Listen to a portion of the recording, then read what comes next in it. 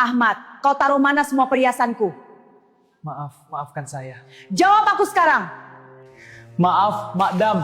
Bukan aku yang mencuri perhiasan Mak Dam. Bayangkan, 5 tahun Anda mengabdi dengan jujur, menyerahkan seluruh keringat untuk kenyamanan majikan. Namun tiba-tiba dituduh sebagai pencuri perhiasan senilai miliaran rupiah. Inilah yang dialami Ahmad, pemuda sabar asal Temanggung.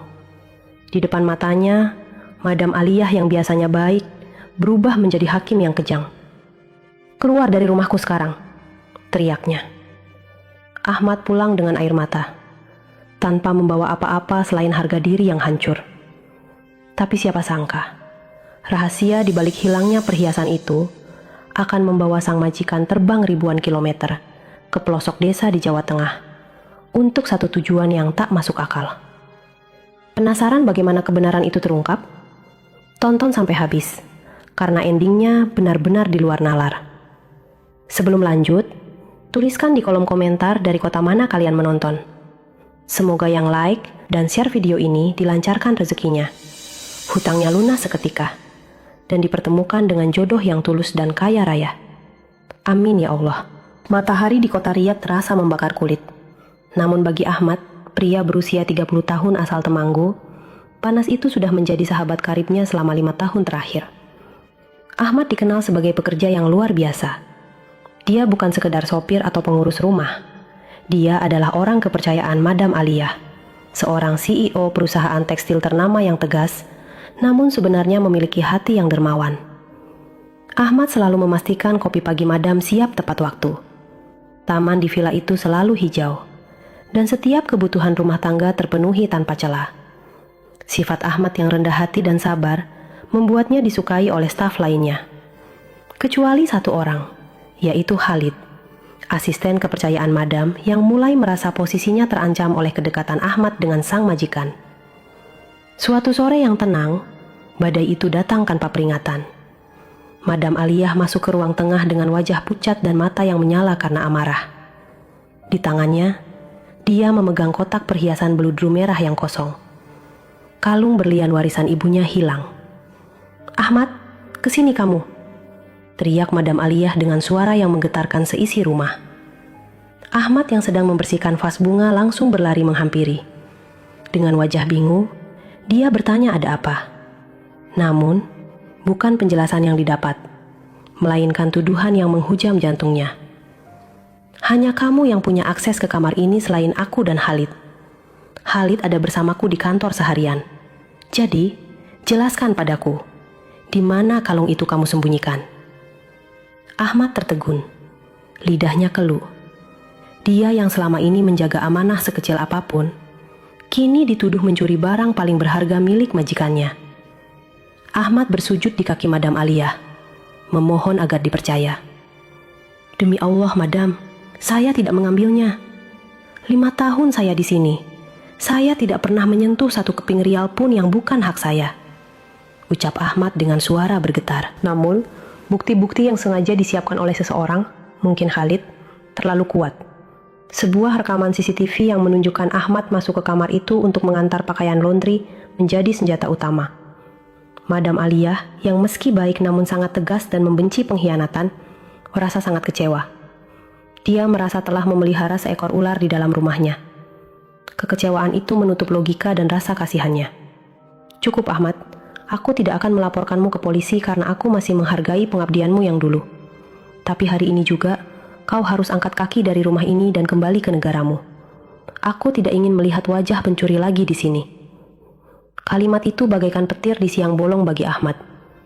Dia diusir tanpa pesangon, tanpa pembelaan, dan membawa beban fitnah yang sangat berat di pundaknya. Saat dia mengemas barang-barangnya ke dalam tas koper tua, Ahmad hanya bisa menangis dalam diam. Bertanya-tanya mengapa ujian ini begitu berat di saat dia hanya ingin mencari nafkah untuk ibunya di kampung. Namun, di sudut ruangan, Khalid tersenyum sinis, merasa telah memenangkan peperangan yang dia ciptakan sendiri. Ahmad meninggalkan rumah mewah itu dengan kepala tertunduk, berjalan menyusuri trotoar Riyadh yang panas, merasa dunianya telah runtuh sepenuhnya. Dia tidak tahu bahwa kepergiannya adalah awal dari sebuah rencana besar yang telah Tuhan gariskan untuk hidupnya.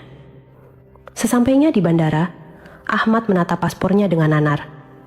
Dia pulang bukan sebagai pahlawan devisa yang sukses, melainkan sebagai tertuduh yang terusir.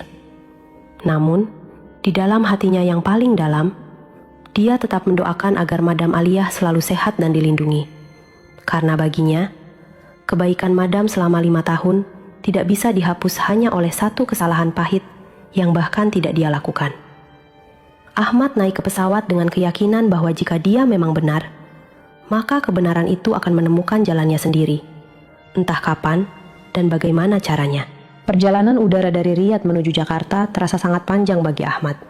Pikirannya melayang-layang, membayangkan bagaimana dia akan menjelaskan kepulangannya yang mendadak ini kepada ibunya di Temanggung. Dia tidak ingin ibunya jatuh sakit karena mendengar anaknya dituduh mencuri. Sesampainya di Bandara Soekarno-Hatta, Ahmad tidak langsung pulang. Dia memilih menginap semalam di sebuah masjid, mencoba menenangkan diri dan memohon petunjuk pada Sang Pencipta. Sementara itu, di Riyadh, rumah mewah Madam Aliyah terasa hampa. Meski Ahmad sudah pergi, Madam Aliyah tidak merasakan ketenangan. Dia sering melamun, menatap taman yang kini mulai tampak tidak terurus, karena tidak ada lagi tangan dingin Ahmad yang merawatnya. Kenapa dia melakukannya? Gumamnya berkali-kali. Ada sesuatu yang mengganjal di hatinya. Sifat Ahmad yang rendah hati dan jujur selama 5 tahun rasanya sangat tidak sinkron dengan tuduhan pencurian itu. Namun, harga dirinya sebagai seorang pemimpin perusahaan besar membuatnya enggan mengakui kemungkinan bahwa dia telah salah langkah. Di sisi lain, Khalid mulai menunjukkan taringnya. Dia semakin berani mengelola keuangan rumah tangga dengan semena-mena. Suatu hari, Madam Aliyah ingin mencari dokumen lama di gudang bawah tanah yang sudah bertahun-tahun tidak disentuh. Saat sedang menggeser lemari besi tua, dia menemukan sebuah kotak kecil yang terselip di celah dinding yang retak. Dengan tangan gemetar, dia membukanya. Di dalamnya terdapat kalung berlian yang hilang itu, terbungkus rapi dalam sapu tangan milik Khalid. Dunia seakan berhenti berputar bagi Aliyah. Dia segera memanggil tim keamanan pribadinya untuk memeriksa kembali semua rekaman CCTV, termasuk yang ada di lorong gudang. Terungkaplah fakta yang menghancurkan hatinya. Khalidlah yang mencuri kalung itu dan menyembunyikannya di sana, lalu sengaja memfitnah Ahmad agar Ahmad dipecat. Khalid ditangkap saat itu juga. Namun penyesalan yang mendalam justru menghujam jantung Aliyah. Dia teringat bagaimana Ahmad bersujud di kakinya, memohon kepercayaan yang tidak dia berikan. Dia teringat wajah sabar Ahmad yang dia balas dengan bentakan dan pengusiran. "Apa yang telah aku lakukan?" Tangisnya pecah. Aliyah mencoba menghubungi nomor telepon Ahmad, namun nomor itu sudah tidak aktif.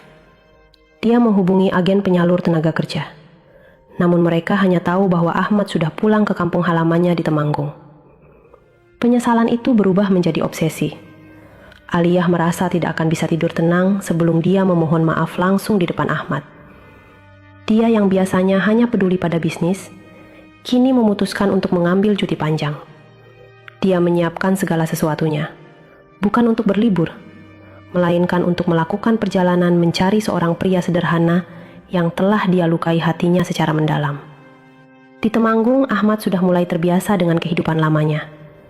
Dia kembali menggarap lahan tembakau milik keluarganya di lereng Gunung Sumbing yang sejuk. Meski hidup pas-pasan, Ahmad merasa lebih tenang.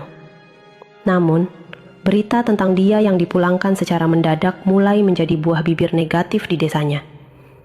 Tetangga-tetangga mulai berbisik. Pasti dia melakukan kesalahan besar di Arab sampai diusir begitu saja. Ahmad hanya menanggapi semua itu dengan senyuman dan kesabaran yang luar biasa. Dia tidak pernah membalas cacian dengan cacian. Setiap malam, dia selalu berdoa agar majikannya di Arab selalu dalam lindungan Tuhan. Dia tidak tahu bahwa ribuan kilometer dari sana, seorang wanita cantik dan berkuasa sedang sibuk memesan tiket pesawat menuju Indonesia, membawa beban penyesalan yang sama besarnya dengan gunung tempat Ahmad kini berteduh. Aliyah sudah bertekad, dia harus menemukan Ahmad, meski dia harus mendatangi setiap desa di Jawa Tengah sekalipun. Dia ingin menebus kesalahannya, bukan hanya dengan uang, tapi dengan sesuatu yang lebih tulus. Aliyah tiba di Bandara Yogyakarta dengan membawa satu koper kecil dan tumpukan dokumen alamat yang dia dapatkan dari paspor Ahmad. Udara Indonesia yang lembab dan hangat menyambutnya. Sangat berbeda dengan keringnya udara Riyadh. Dia menyewa sebuah mobil dan seorang penerjemah lokal untuk membantunya menuju Temanggung. Perjalanan menanjak menuju lereng Gunung Sumbing bukanlah hal yang mudah bagi seorang wanita yang biasa hidup dalam kemewahan gedung pencakar langit. Jalanan yang sempit dan berkelok-kelok membuatnya mual. Namun, setiap kali dia merasa ingin menyerah, bayangan wajah Ahmad yang menangis saat diusir kembali muncul di benaknya. Aku harus sampai. Aku harus meminta maaf. Bisiknya pada diri sendiri. Setelah bertanya ke sana kemari di balai desa, akhirnya mereka mendapatkan petunjuk tentang keberadaan Ahmad. Oh, Ahmad yang baru pulang dari Arab itu. Dia ada di kebun tembakau di atas sana, ujar seorang warga sambil menunjuk ke arah perbukitan yang diselimuti kabut. Aliyah turun dari mobil dan memilih untuk berjalan kaki menyusuri jalan setapak, karena mobil tidak bisa masuk lebih jauh. Sepatu mahalnya kini kotor oleh tanah merah, namun dia tidak peduli. Dari kejauhan, dia melihat seorang pria dengan topi caping dan pakaian sederhana sedang sibuk mencangkul tanah. Tubuhnya yang dulu bersih, kini tampak lebih legam terpapar matahari desa. Itu Ahmad. Jantung Aliyah berdegup kencang. Dia melangkah perlahan mendekati pria itu. Saat jarak mereka hanya tinggal beberapa meter, si penerjemah memanggil nama Ahmad.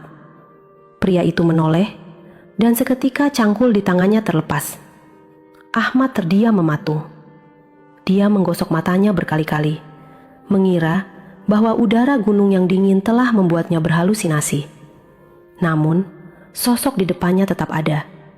Madam Aliyah, majikannya yang sangat dia hormati, berdiri di tanah Temanggung dengan mata yang berkaca-kaca. Madam, bagaimana mungkin? Suara Ahmad tercekat. Tanpa mempedulikan status sosial atau kesucian pakaiannya, Aliyah melangkah maju dan hampir bersimpuh di depan Ahmad. Ahmad, maafkan aku. Aku sudah menemukan kebenarannya. Khalid pelakunya. Dia sudah dipenjara. Aku salah. Aku telah buta oleh fitnah. Tolong, maafkan aku, ucap Aliyah dalam bahasa Arab yang diterjemahkan dengan penuh emosi oleh sang asisten. Ahmad, dengan segala kerendahan hatinya, segera membantu Madam Aliyah berdiri. Madam, jangan lakukan ini. Saya sudah memaafkan Anda sejak saat saya melangkah keluar dari rumah Anda di Riyadh. Saya tidak pernah menaruh dendam, jawab Ahmad dengan lembut. Jawaban Ahmad yang begitu tulus justru membuat Aliyah semakin terisak. Dia tidak menyangka bahwa orang yang telah dia hancurkan reputasinya justru memiliki hati seluas samudera. Aliyah kemudian diajak ke rumah sederhana Ahmad yang terbuat dari kayu dan anyaman bambu. Di sana, dia bertemu dengan ibu Ahmad yang renta namun ramah. Aliyah merasa sangat malu melihat kesederhanaan dan kehangatan keluarga ini. Sementara dia dulu memperlakukan Ahmad dengan sangat kasar. Selama beberapa hari di desa itu, Aliyah belajar banyak hal. Dia melihat bagaimana Ahmad dihormati oleh warga desa karena sifatnya yang suka menolong. Dia melihat Ahmad membagi hasil panennya yang sedikit kepada tetangga yang lebih membutuhkan. Getaran-getaran aneh mulai muncul di hati Aliyah. Dia yang selama ini dikelilingi oleh pria-pria kaya dan ambisius di Arab, kini merasa jatuh cinta pada ketulusan dan kesahajaan seorang petani tembakau.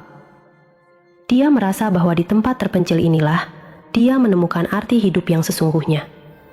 Namun, Aliyah tahu bahwa dia tidak bisa hanya sekedar meminta maaf dan pergi begitu saja. Dia ingin memberikan sesuatu yang jauh lebih berharga bagi Ahmad. Sesuatu yang akan mengubah hidup mereka berdua selamanya. 1 minggu telah berlalu sejak kedatangan Aliyah di Temanggung. Kehadiran wanita cantik asal Arab itu telah menjadi pembicaraan hangat di seluruh kabupaten. Namun, bagi Aliyah dan Ahmad, waktu seolah berhenti. Mereka menghabiskan banyak waktu untuk berbicara, ditemani teh hangat dan pemandangan gunung yang megah. Aliyah menceritakan betapa hancurnya bisnisnya karena dia kehilangan fokus setelah mengusir Ahmad, dan bagaimana dia merasa kesepian di rumah mewahnya tanpa kehadiran keluarga yang tulus. Di sisi lain, Ahmad menceritakan impian-impian sederhananya untuk membangun pesantren kecil bagi anak-anak di desanya. Pada suatu sore yang indah, di saat matahari mulai tenggelam di balik Gunung Sumbing, Aliyah mengumpulkan keberaniannya. Dia meminta Ahmad untuk duduk di sampingnya di teras rumah. "Ahmad, aku datang ke sini awalnya hanya untuk memohon maaf agar jiwaku tenang. Tapi setelah melihat siapa kamu sebenarnya di sini, di tanah kelahiranmu, aku merasa aku tidak ingin kehilanganmu lagi.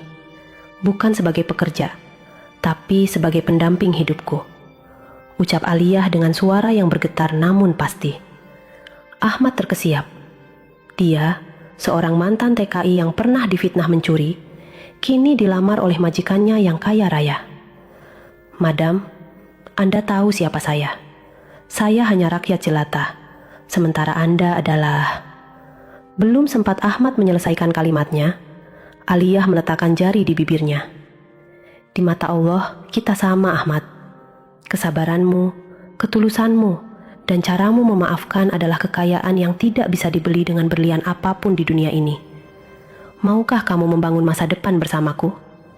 Kita bisa tinggal di sini atau di Arab, dimanapun yang membuatmu bahagia." Ibu Ahmad yang mendengarkan dari balik pintu meneteskan air mata bahagia. Ahmad menunduk, berdoa dalam hati, lalu menatap mata Aliyah dengan penuh keyakinan. "Jika ini adalah takdir yang Allah gariskan sebagai buah dari kesabaran saya, maka dengan bismillah, saya menerima Anda sebagai istri saya." Sebulan kemudian, sebuah pesta pernikahan yang sederhana namun sangat hikmat digelar di desa tersebut. Tidak ada kemewahan berlebih, namun aura kebahagiaan terpancar begitu kuat. Aliyah mengenakan kebaya putih yang sangat cantik, membaur dengan budaya Ahmad. Warga desa yang dulu mencibir kini datang dengan penuh haru dan doa restu. Mereka melihat sendiri bagaimana keadilan Tuhan bekerja. Seorang yang difitnah dan diusir, kini justru dijemput oleh kemuliaan. Setelah menikah, Aliyah memutuskan untuk berinvestasi besar-besaran di desa Ahmad. Dia membangun pabrik pengolahan tembakau modern dan sebuah sekolah gratis bagi warga sekitar, yang dikelola langsung oleh Ahmad. Mereka berdua hidup bahagia, membagi waktu antara Temanggung dan Riyadh. Ahmad kini bukan lagi seorang sopir, melainkan direktur di perusahaan yang mereka kelola bersama. Namun, satu hal yang tidak pernah berubah, sifat Ahmad yang tetap rendah hati, sabar, dan baik hati kepada siapapun. Kisah mereka menjadi legenda di kalangan TKI, sebuah pengingat bahwa kejujuran mungkin bisa disalahkan. Namun, kebenaran tidak akan pernah kalah. Tuhan tidak pernah tidur, dan bagi setiap hambanya yang bersabar dalam fitnah, ada pelangi indah yang menanti di ujung jalan. Ahmad dan Aliyah membuktikan bahwa cinta tidak mengenal kasta, dan sebuah fitnah yang keji bisa berubah menjadi berkah yang paling manis jika dihadapi dengan hati yang ikhlas. Mereka hidup bahagia selamanya, membangun jembatan kebaikan antara dua negara yang mereka cintai. Kisah Ahmad dan Madam Aliyah mengajarkan kita bahwa kejujuran adalah mata uang yang berlaku di mana saja. Meski sempat difitnah dan diusir, kesabaran Ahmad akhirnya membawanya pada takdir yang jauh lebih indah daripada yang pernah dia bayangkan. Jangan pernah takut akan fitnah jika kita memang benar, karena Tuhan punya cara yang ajaib untuk menyingkap kebenaran. Sifat sabar dan memaafkan bukan berarti lemah. Sebaliknya, itu adalah kekuatan tertinggi seorang manusia. Fitnah mungkin bisa menghancurkan reputasi dalam sesaat, namun integritas yang dibangun selama bertahun-tahun akan selalu menemukan jalannya untuk bersinar kembali. Percayalah pada janji Allah. Bersama kesulitan, selalu ada kemudahan. Apakah Anda pernah mengalami fitnah atau ujian berat dalam bekerja seperti Ahmad? Bagikan pengalaman Anda di kolom komentar agar kita bisa saling menguatkan. Jangan lupa klik like jika kisah ini menyentuh hati Anda